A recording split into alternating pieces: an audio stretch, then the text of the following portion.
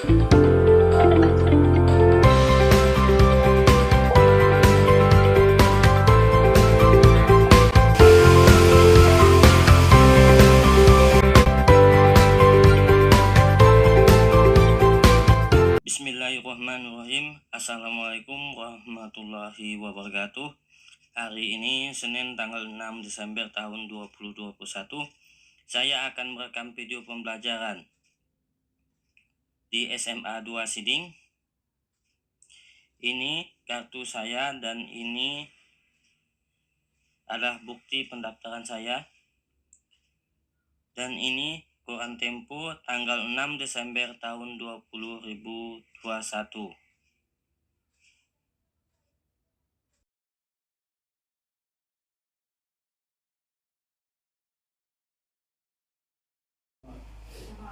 Selamat pagi.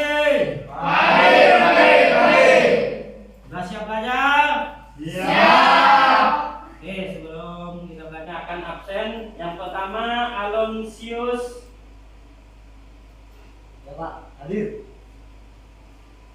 Yang kedua Gemirin. Yang ketiga Maria Magdalena. Hadir Pak. Yang keempat Nanda. Hadir Pak. Mana Pak? Hadir Pak. Yang lima Nonong. Siap hadir Pak. 6 Piki. Hadir Pak. 7 Pradika Wijaya. Hadir Pak. 8 Ronaldo Alvin. Hadir Pak. 9 Sambara Raya. Hadir Pak. 10 Wai Yansa. Hadir Pak. 11 Wongso. Hadir Pak. 12 Zeti Wulandari. Hadir Pak. Oke, hari ini berarti hadir semua ya. Ya, Pak. Sebelum kita memulai pelajaran hari ini, marilah kita berdoa menurut agama kejayaan. Ketua kelasnya silakan dipimpin. Baiklah, sebelum kita memulai pelajaran, marilah kita berdoa. Terima kasih Tuhan atas penyertaan-Mu pada hari ini. Engkau masih memberi kami kesehatan dan kekuatan. Tuhan, sebentar lagi kami akan memulai pelajaran kami. Kiranya Engkau menyertai supaya bisa berjalan dengan baik. Menjadi doa kami. Amin. Kita yang lebih semangat, bermotivasi, marilah kita menyanyikan lagu Padamu Negeri. Silakan dipimpin kawannya. Jiwa raga kami Padamu negeri, kami berpadamu negeri, kami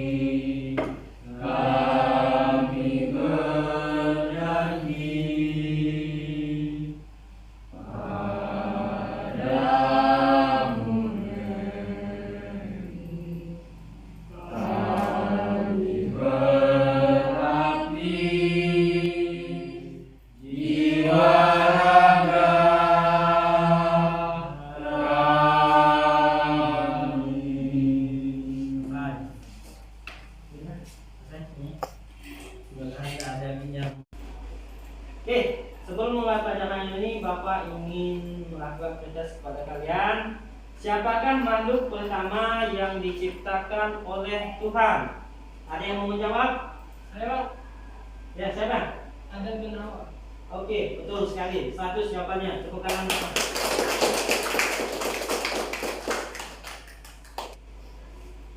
Perhatikan Bapak dulu semuanya di sini. Pernah enggak kalian membayangkan zaman dahulu bagaimana orang itu memasak? Bagaimana cara orang membuat api? Ada yang bisa menjawab? Silakan ke tangan. Ya, silakan. Oke, batu Wak, percikan. Batunya Percik. gosok-gosok gitu. Lewat. Iya, tepat sekali. Oke, ada yang lain? Dengan memercikkan batu, ada cara lain, yaitu ada yang tahu?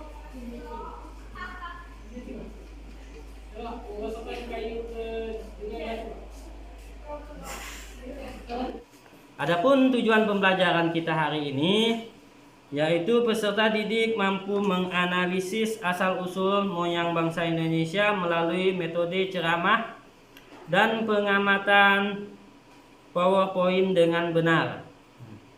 Kemudian Bapak ingin kalian peserta didik mampu membandingkan corak kehidupan masyarakat pada zaman praaksara melalui model pembelajaran PBL, si dan tanya jawab, dan asal usul nenek moyang bangsa Indonesia. Oke, itu yang akan kita capai. Hari ini kita belajar manusia praaksara di Indonesia. Adapun kompetensi inti yang ingin kita capai yaitu menghayati dan mengamalkan ajaran yang baik, kemudian memahami, menerapkan dan menganalisis pengetahuan faktual. Kemudian KI yang keempat, mengolah, menalar dan menyajikan dalam ranah konkret dan ranah abstrak terkait dengan pengembangan diri dan pelajaran yang ingin kita capai. Oke. Kompetensi dasar dan indikator yang ingin kita capai antara lain di sini adalah yaitu menganalisis kehidupan manusia purba dan asal usul nenek moyang bangsa Indonesia, baik itu Malensoid, Proto dan Neutro Melayu. Kemudian indikator yang ingin dicapai yaitu menganalisis asal usul nenek moyang bangsa Indonesia. Kemudian 3.3-nya yaitu mengidentifikasi corak kehidupan masyarakat pada zaman praaksara. Kemudian kompetensi yang kedua yaitu keterampilan menyajikan informasi mengenai kehidupan manusia purba dan asal usul nenek moyang bangsa Indonesia, yaitu Malensenoid, Proto dan Neutro Melayu dalam bentuk tulisan. Dengan indikatornya yaitu menyusun laporan diskusi tentang kehidupan manusia purba dan asal-usul nenek moyang bangsa Indonesia. Kemudian membuat peta konsep kehidupan manusia purba dan asal-usul nenek moyang bangsa Indonesia. Hari ini silakan kita mulai dengan pembelajaran pertama.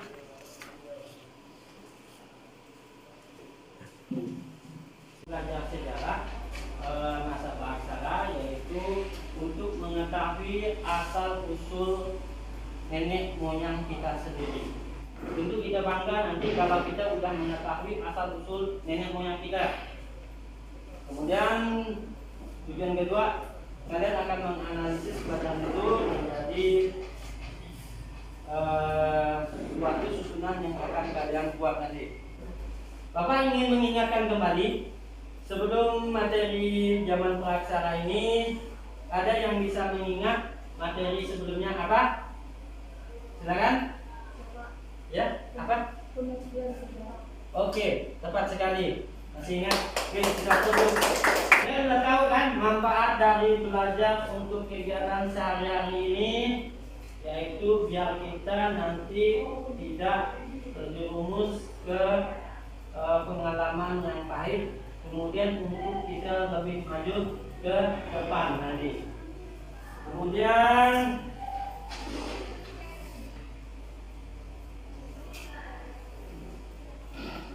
ada yang bisa adalah tujuan pelajaran akan kalian tujuan yang langsung belajar perbedaan antara masa praaksara dan masa sekarang dan bagi kehidupan kalian di hari ini.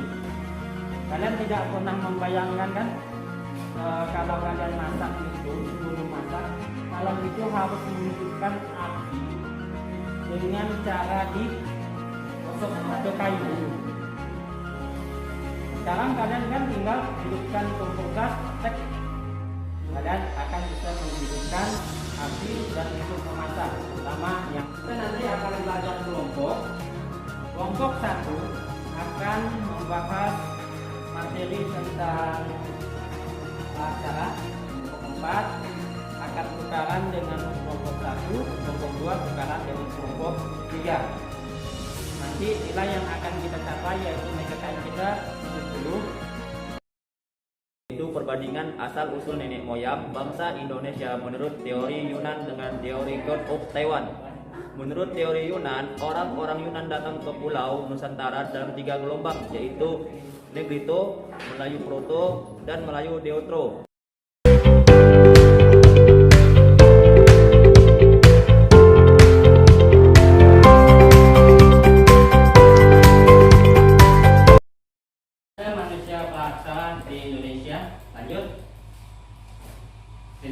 masa praksara, yaitu materinya di sini terbagi lagi: manusia praksara, manusia purba, nenek moyang bangsa Indonesia, perkembangan kehidupan masa praksara, hasil dan nilai kebudayaan masa praksara. Oke, lanjut. Oke, di sini ada pengertian ataupun definisi. Masa praksara dalam bahasa Inggris, masa praksara disebut prehistory. Pre artinya sebelum, history artinya adalah sejarah. Kemudian jadi prehistory berarti sebelum masa sejarah. Masa praksara juga disebut dengan nileka. Nileka artinya tidak ada, leka artinya tulisan. Jadi nileka adalah praksara yang artinya manusia belum mengenal tulisan. Oke, periode masanya yaitu terbagi atas dua, berdasarkan geologi dan berdasarkan arkeologi. Mengacu pada geologi yaitu mengacu pada umum lapisan bumi, sedangkan arkeologi mengacu pada hasil penelitian arkeologinya. Yaitu kalau lapisan bumi itu dipisah menjadi 4 lapisan. Lapisan yang pertama Archaeozoikum, yang kedua Paleozoikum, yang ketiga Mesozoikum, dan keempat adalah Kemo ataupun lapisan baru ataupun disebut juga dengan Neozoikum. Kemudian arkeologi ini terbagi juga atas 4, yaitu zaman Paleolitikum, Mesolitikum, Neolitikum, Megalitikum, dan Logam. Lanjut. Oke, ini di sini yang paling banyak ditemukan yaitu di Pulau Jawa, antara lain Sangiran, Trinil, Wajak, dan Flores. Flores ini yaitu di NTB. Wilayah Indonesia berkira menjadi 4 hunian manusia purba, yaitu di sini ada Sangiran, Trinil, Wajak, dan Flores. Lanjut. Oke, jenis-jenis manusia purba di Indonesia. Yang pertama Meganthropus, yang kedua Pithecanthropus, dan yang terakhir yaitu Homo sapiens. Meganthropus di sini adalah fosil yang ditemukan berupa fragmen rahang bawah sebelah kanan, rahang atas sebelah kiri, dan gigi lepas. Dari hasil penemuan tersebut diperkirakan manusia ini memiliki ukuran sangat besar. Kemudian Meganthropus Paleolithikus diperkirakan hidup 1 sampai 2 juta tahun yang lalu. Tapi sudah lama sekali. Lanjut. Beberapa jenis Pithecanthropus yang ditemukan di Indonesia yaitu Pithecanthropus mojocartensis dan Pithecanthropus erectus. Ini adalah tulang tengkorak sebelah kanan dari Pithecanthropus erectus yang ditemukan. Lanjut. Pithecanthropus mojocartensis. Ini manusia purba Pithecanthropus yang ditemukan di Indonesia pada tahun 1936. Dan fosil Pithecanthropus mojocartensis berhasil ditemukan berupa tengkorak anak-anak atap tengkorak rahang atas bawah. Next. Oke, ini Homo erectus. Pithecanthropus erectus atau biasa disebut dengan Homo erectus. Homo bukan berarti manusia yang pencinta sesama jenis. Ya. Homo adalah di sini paleontologi menduga bahwa Homo erectus berasal dari Afrika. Homo erectus bermigrasi selama masa Pleistocene diperkirakan 2 juta tahun lalu. Ciri-ciri fisik Pithecanthropus erectus yaitu badan tegap, hidung lebar, dan tidak ada alat bulunya kuat, berat badan 80 sampai 100 km. 100 kilo. Oke, lanjut. Homo sapiens. Nah, ini Homo yang udah pintar dan wujudnya kurang lebih dengan manusia yang ada seperti sekarang, yaitu kurang lebih dengan kita. Homo sapiens diperkirakan memiliki ciri-ciri fisik antara lain tengkorak besar, volume otak diperkirakan 1650 cc, dan dawan 1 liter. 1 liter itu kurang lebih yang biasa beli bensin di tepi jalan untuk kasih tahu. Muka datar, lebar, akar hidung lebar, bagian mulut menonjol sedikit, dahi agak miring ke atas, rongga mata dan busuk kening, ngatak, langit-langit, mulut besar, dan rahang masih begitu. Kemudian jenis Homo sapiens yang ditemukan di Indonesia adalah Homo wajakensis, Homo soloensis, dan Homo florensis.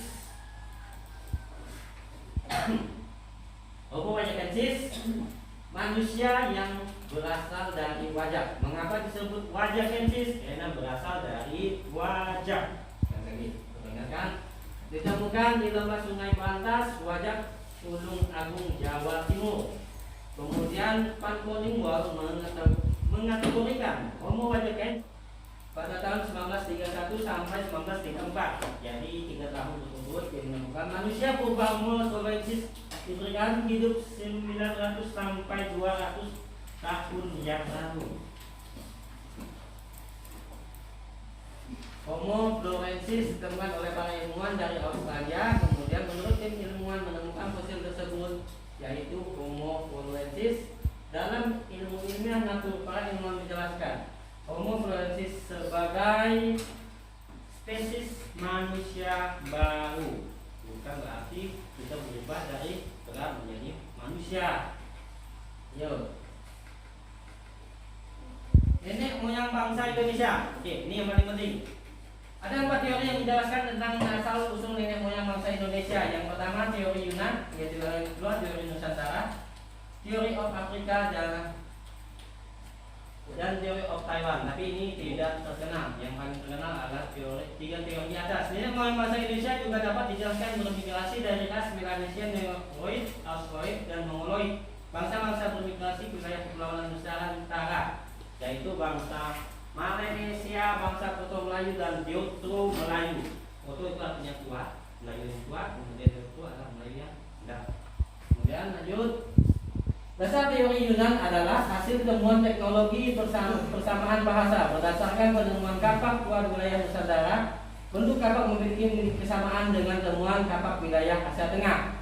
Kemudian dari segi kebahasaan, bahasa Melayu berkembang di Nusantara memiliki kesamaan dengan bahasa Champa yang berkembang di Kamboja. Kemudian bahasa Melayu inilah yang tadinya akan menjadi bahasa Indonesia. Bahasa Indonesia itu berasal dari bahasa Melayu. Lanjut. Teori ini menyatakan nenek moyang bangsa di Nusantara merupakan bangsa Melayu. Orang Melayu bukan berasal dari luar. Orang Melayu berketurunan Homo saurensis dan Homo wajakensis. Dalam teori ini juga menjelaskan bahwa perbedaan antara bahasa menengah ke Sungai Nil, kedua melintasi Semenanjung Sinai dan ke utara. Itu perhatikan petanya, ada yang naik ke atas langsung dan ada yang turun ke bawah. Ke bawah itu titik akhirnya di benua Australia. Dan lanjut. Menurut teori of Taiwan, manusia di Kepulauan Nusantara berasal dari Taiwan. Dengan kata lain, akar dari keseluruhan cabang bahasa yang digunakan di seluruh Nusantara berasal dari rumpun Austronia di Formosa atau Taiwan. Lanjut. Nih, bangsa Melania atau Papua Molossoida termasuk rumpun Pelodoid Astroloid yang memiliki ciri-ciri fisik antara lain kulit hitam kehitaman, badan kekar, rambut keriting, mulut lebar, dan hidung mancung. Ya, lebih dengan bapak lah. Keritingnya, bukan mancungnya. Keturunan bangsa Melania saat ini antara lain penduduk pedalaman Malaya, penduduk Eta dalam Filipina, suku Sakainisiak, serta orang Papua dan Kepulauan Melanesia. Melanesia itu kemudian menjadi kembar Kepulauan Melayu. Lanjut, bangsa Proto Melayu memiliki jalur timur. Keturunan bangsa Proto Melayu antara lain suku Toraja, Sasak, Dayak, Nias, Batak, dan Kubu. Termasuk suku kita di sini orang Dayak. Yaitu bangsa Proto Melayu memiliki sifat fisik yang jauh berbeda dengan mayoritas penduduk Indonesia saat ini. Foto migrasi bangsa Deutero Melayu di Kepulauan Nusantara dilakukan melewati jalur barat, sedangkan bangsa Deutero Melayu membawa kebudayaan lokal keturunan bangsa Melayu di Indonesia antara lain suku Aceh, Minangkabau, Jawa, Bali, Bugis hingga ke daerah Makassar. Beda dengan daerah Kalimantan kita. Lanjut. Perkembangan kehidupan masyarakat aksara, ada berburu dan mengumpulkan makanan, masa bercocok tanam, beternak, dan masa perundagian. Ini jelas. Oke, ini batu tadi yang kita contohkan ini batu. Batu itu digunakan untuk sebagai pompa. panah, kemudian batu lonjong, manusia mulai mengenal aktivitas ekonomi perdagangan dengan sistem barter. Lanjut. Kemudian masyarakat mulai membentuk kelompok lebih besar dengan penguasaan sebuah wilayah. Kelompok masyarakat tersebut dipimpin oleh seorang kepala suku. Kemudian muncul golongan undaki mana masyarakat dapat perkembangan api dilakukan dengan cara membenturkan batu api dengan menggosokkan kayu. Kemudian percikan api dihasilkan diarahkan pada dedaunan kering. Kemudian ada masa bercocok tanam, yaitu menggunakan api untuk membuka hutan. Lanjut. Oke, ini adalah budaya ngandong, racitan dengan alat-alat batu berupa kapak perimbas, yaitu untuk memotong. Lanjut. Di gua-gua. Ada dulu belum ada membuat rumah, jadi mereka tinggal di gua. Umumnya masyarakat aksara atau masyarakat dulu itu tinggalnya mencari dekat sumber dengan air.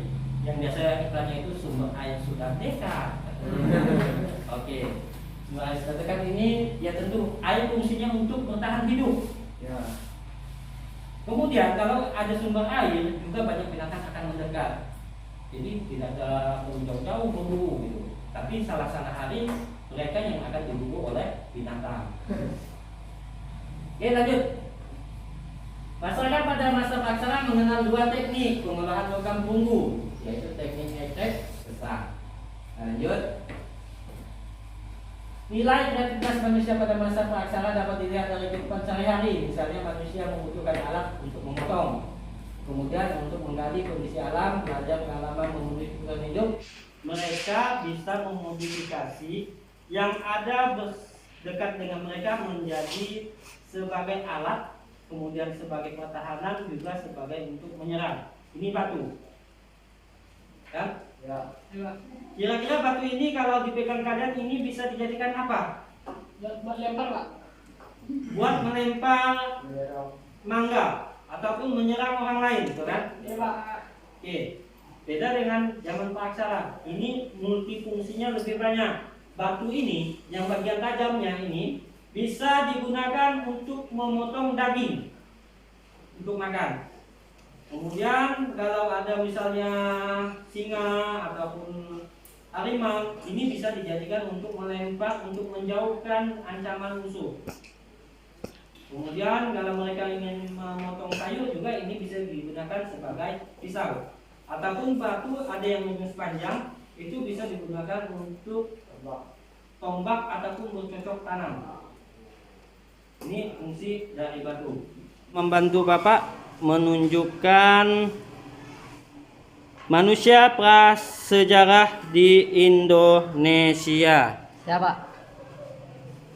Keberadaan manusia purba di Indonesia dapat diketahui dari fosil yang ditemukan di berbagai tempat. Di bawah ini adalah peta lokasi beberapa fosil manusia purba yang ditemukan di Indonesia. Jawa, Sangiran, Sambung Macan, Rindil, Ngendong, Bojonegoro, Warning, Pajak, Sampung, Sulawesi, Liang Candang, Bola Batu, Liang Karasa. Itu ada 3 macam. Yang pertama Pithecanthropus, kedua Paleojapanicus, dan yang ketiga adalah Homo sapiens. Kemudian Pithecanthropus itu paling banyak ditemukan di Senil. Kemudian mau tanya kepada kalian, ada yang bisa menyebutkan jenis manusia prasejarah di Indonesia? Ya, silakan. Yang pertama Meganthropus, yaitu ditemukan di Sangiran, Kabupaten Sragen, Jawa Tengah. Yang kedua Pithecanthropus, paling banyak ditemukan di Indonesia. Oke, semuanya di sini bisa perhatikan, ini adalah fosil penemuan 7.200 tahun. Penemuan fosil BC dianggap spektakuler sebab memiliki DNA Denisova. Kan? Fosil BC dianggap spektakuler sebab memiliki DNA Denisova. Kan? Manusia purbanya spesies Homo ini nanti Memiliki denosa ini artinya dia itu memiliki DNA yang berasal dari Australia dan orang Papua.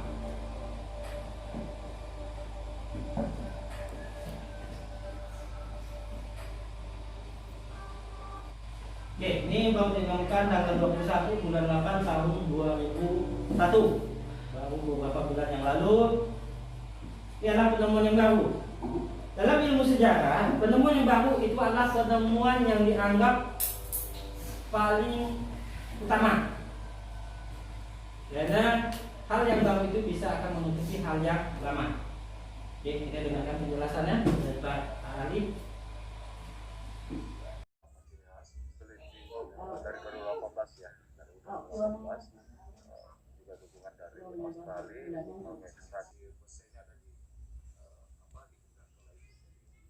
sampai sekarang sudah bisa berkata bahwa mesin ini yang merupakan Video ini direkam 1 September 2021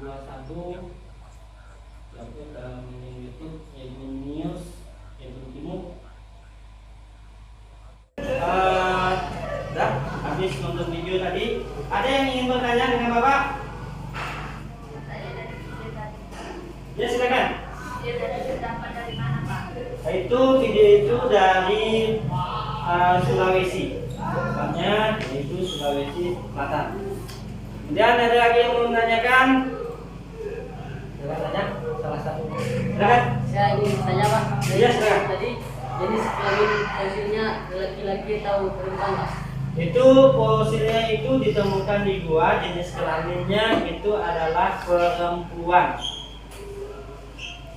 Ada yang ingin menanyakan? Apa kesimpulan dari video itu?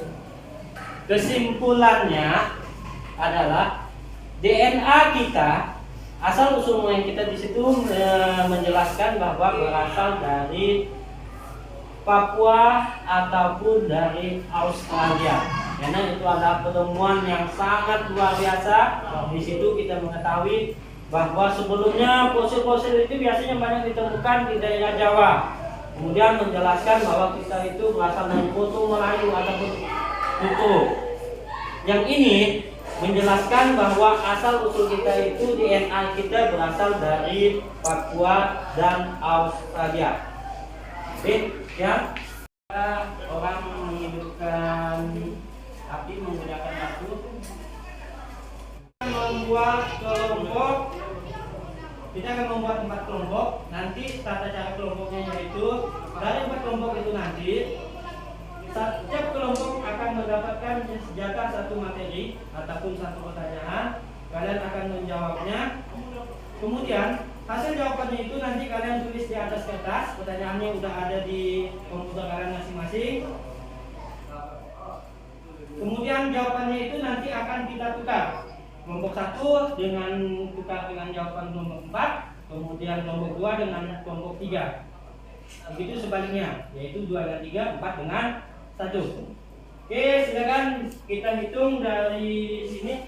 Kita akan masuk kelompok. Kelompok 1, 2, 3 itu atas 1 kelompok, kemudian 1, 2, 3 lagi 1 kelompoknya. Atau maunya kalian itu menggunakan hitungan 1, 1, 1, 1 gitu. Nah, oke. 1, 2, 3 ya. Bapak tunjuk langsung 1, 2, 3 ini 1 kelompok, silakan mendekat. Kemudian 1, 2, 3 situ kelompoknya. Kemudian yang itu 1, 2, 3 kelompoknya di situ, posisinya. Kemudian ini 1, 2, 3. Oke, kelompoknya di sini. Oke, untuk yang lainnya silakan buka LKPD-nya. Ini 3. Oke, kita matikan yang lainnya.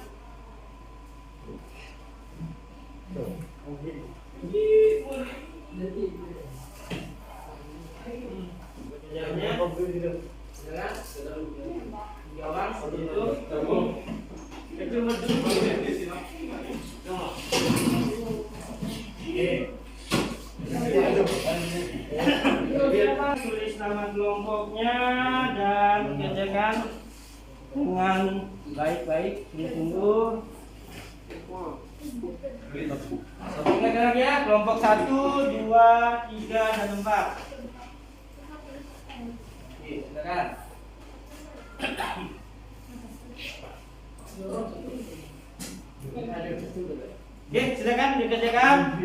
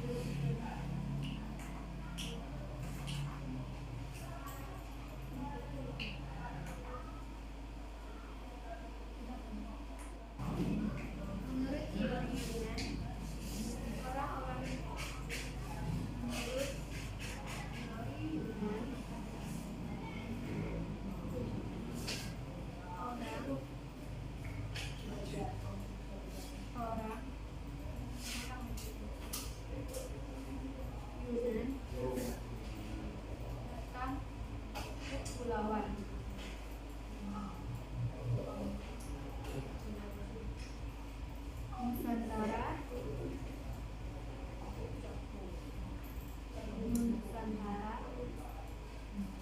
Elang. Oke, udah selesai semua. Bapak akan ambil jawaban dari kelompok pertama. Nanti akan kasihkan ke kelompok 4. Oke, yang kedua kelompok 3 dan kelompok 4. Oke, terima kasih semuanya. Yang kelompok 4 ambil kelompok 1. Kemudian kelompok 2 ambil yang 3. 2 ambil yang 3. Kemudian yang 1 ambil yang 4.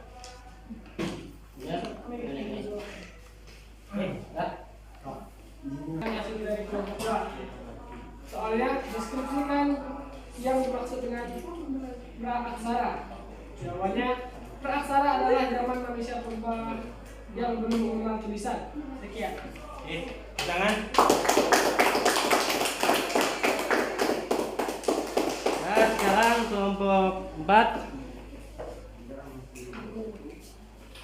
Katakan jawaban dari kelompok pertama.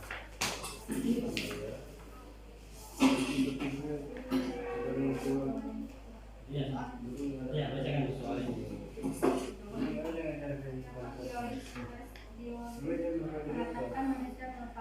Bapak evaluasi dulu. Ini menurut evolusi manusia asal usul nenek moyang kita berasal dari kera oleh para ilmuwan lainnya. Mengapa? Belajarnya seperti ini. Yang Bapak jelaskan. Kalau manusia dikatakan berasal dari kera, mengapa sampai sekarang itu manusia tidak berubah menjadi bentuk yang lain, gitu kan? Kedua, kalau manusia itu dikatakan kera, pasti ada peninggalan kera pada kita. Betul. Yaitu adanya tulang ekor akan menonjol seperti di kartun Sang Goku, Dragon Ball. Apa kalian pernah menontonnya? Tidak. Yang ketiga, yaitu kalau kera itu bisa berubah menjadi manusia, mengapa sekarang kera itu masih tetap ada? Ya.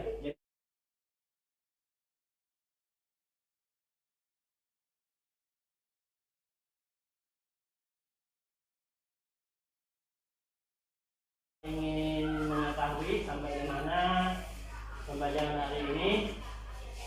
Ada yang bisa menyebutkan apa saja materi yang sudah kita pelajari di hari ini? Ya Pak, Ya, silakan. penemuan manusia praaksara, ini manusia praaksara di Indonesia, asal usul nenek moyang bangsa Indonesia, hasil dan nilai kebudayaan manusia praaksara. Oke, cepat sekali.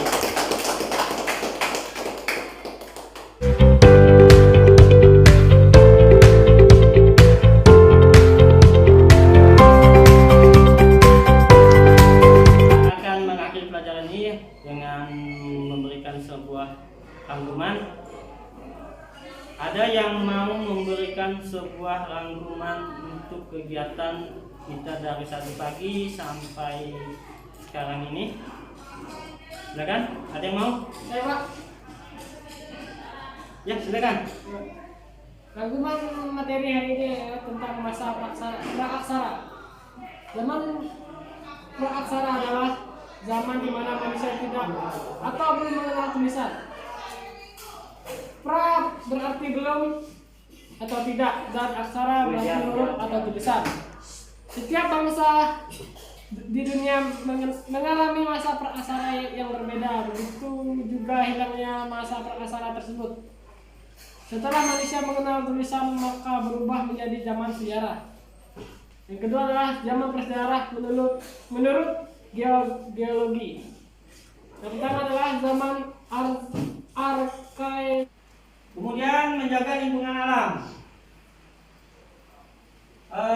Pola pikir manusia ini zaman praksara masih cenderung aktif menjaga lingkungan. Apabila alam rusak, konsekuensinya mereka kesulitan mendapatkan makanan. Bagaimana kalau kebakaran di mana-mana? Maka mereka tidak akan mendapatkan makanan daging, karena mereka mendapatkan daging dari alam, bukan dari peliharaan. Kemudian pada masa praaksara, cara kehidupan masyarakat menjunjung tinggi keselarasan dengan alam. Contohnya masyarakat suku anak dalam melakukan tugas latihan yang sudah Bapak share di WA kelas. Nanti kalian kerjakan dan Bapak tunggu selambat-lambatnya sampai jam 3 sore, kumpulkan ke Bapak. Nanti Bapak akan kasih nilai. Nanti yang di bawah KKM 70 akan Bapak kasih remedial. Dan tidak lupa juga, untuk pertemuan selanjutnya kita belajar tentang kerajaan ataupun kebudayaan Hindu-Buddha di Indonesia. Hari ini dengan membaca doa, silakan ketua kelasnya dipimpin berdoa. Baiklah, marilah kita berdoa, biarkan saya mungkin air. Terima kasih Tuhan atas penyertaan-Mu sehingga proses mengajar pelajaran ini bisa selesai dengan baik. Hanya ini doa kami, amin. Oke, sudah selesai.